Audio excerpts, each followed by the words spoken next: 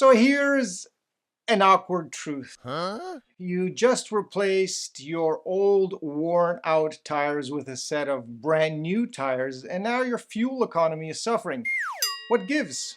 What's the problem? Let me explain why this happens today as we talk tires. So here we have two identical tires. Both are Bridgestone Dueler HP Sport all-season tires. The only difference is that one is worn out and the other is brand new. Now I'm getting this new set installed on my vehicle next week, and I thoroughly expect my fuel economy to suffer, and so should you whenever you buy new tires for your vehicle, even if the new set is exactly the same as the old set, as is the case here with these Bridgestone tires. So why would your fuel economy numbers drop? Well, let me give you three main reasons why this happens, and then I'll explain what you can do to kind of offset the change as much as possible. So reason number one why your fuel economy suffers is rolling resistance. As the tread rather on your tires wears down over the years, the rolling resistance actually improves. This means that the older your tires are, the more worn out your tire tread is, the less energy or fuel it takes to get those tires rolling and to keep them rolling, and thus you have better rolling resistance. That's because of a technical term that we're going to call here squishiness. So the deeper the tread on your tire, as is the case in a brand new tire, the more squishy those tread blocks actually are, and the more energy it takes to move the tire. Now, think of it as the difference between rolling a bowling ball and rolling something like a basketball. That's not a perfect comparison, I know, but I think we'll get the point. The basketball is just a tiny bit more squishy, which means you need more energy to get it to roll and to keep it to roll a certain distance when compared with the bowling ball. So we could say that the bowling ball has the better rolling resistance. Now the same applies to a new set of tires. It's like the basketball in our comparison, which means that it won't roll as easily as the old tire, which is like the bowling ball. You won't necessarily feel a difference if you were to maybe roll each tire by hand, but under the weight of your vehicle, the tread on your new tires is definitely squishier, which will negatively impact rolling resistance, and in turn, it'll negatively impact your fuel economy. Reason number two, the new tires are going to fool your odometer into thinking that you haven't traveled as far as you did on the old tires. And this one's a bit more complicated to explain, so bear with me.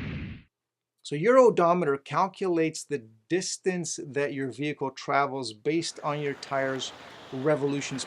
Now, new tires have a deeper tread, which gives them a bigger circumference when compared with the old tires with the worn out tread. The difference in circumference isn't huge, it's only a few millimeters, but it does make a difference to your odometer reading. Reason number three, the weight of the new tires. Now getting back to the example we started off with where I'm replacing my old Bridgestone tires with the exact same new set of Bridgestone tires. The only thing that's different here is the tread depth, which means that the new tires actually have just a little bit more rubber on them, which in this case translates to about 1.5 pounds. I actually weighed both the new set and the old set to see how much heavier the new tire is, and it's about 1.5 pounds. So you got 1.5 pounds more at each wheel.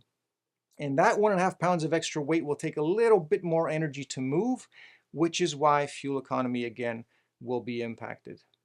Now, as you may have guessed, all three of the reasons that we talked about will impact fuel economy. Only just a little bit, a little smidgen. But those little smidgens, those little bits add up.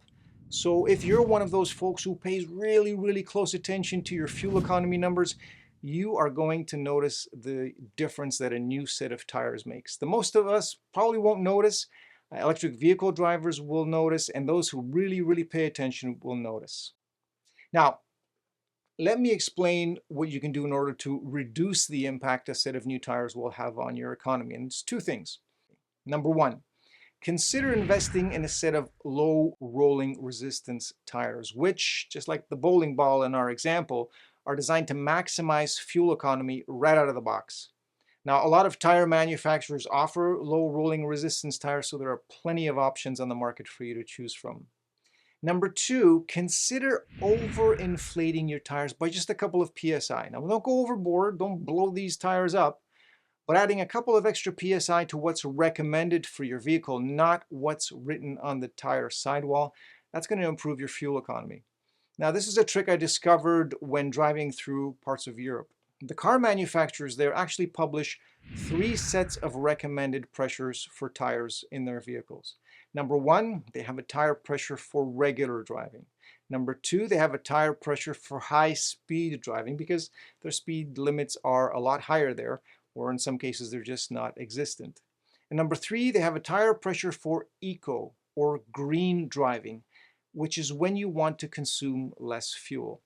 You guessed it, the eco tire pressure recommendation is a couple of PSI higher than the regular driving pressure recommendation. So why not borrow this trick from our European friends and improve your fuel economy, whether you're buying a new set of tires or whether you're just driving on the old ones.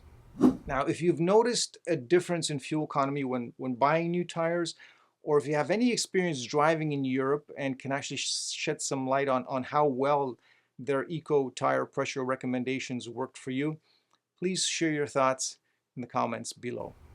Now, if you'd like more information about overinflating your tires like they do in parts of Europe, check out the video here. And as always, thanks for watching.